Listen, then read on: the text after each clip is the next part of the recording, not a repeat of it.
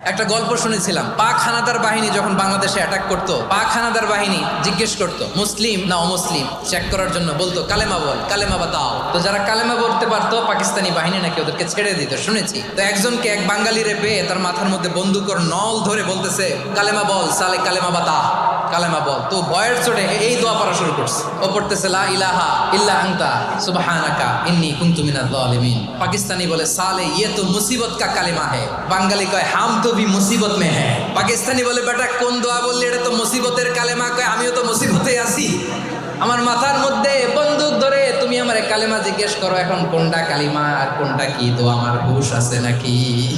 লা ইলাহা ইল্লা আনতা সুবহানাকা ইন্নী কুনতু মিনাজ জালিমিন। বিষ্ণুই বললেন দেয়ালে পিঠ থেকে গেলে, চোখে মুখে অন্ধকার, বাঁচার কোনো উপায় নাই, তখন এই দোয়াটা পড়তে হবে। এই দোয়া পড়ে আল্লাহর কাছে ফরিয়াদ করলে বিপদ মুক্ত করবেন কে?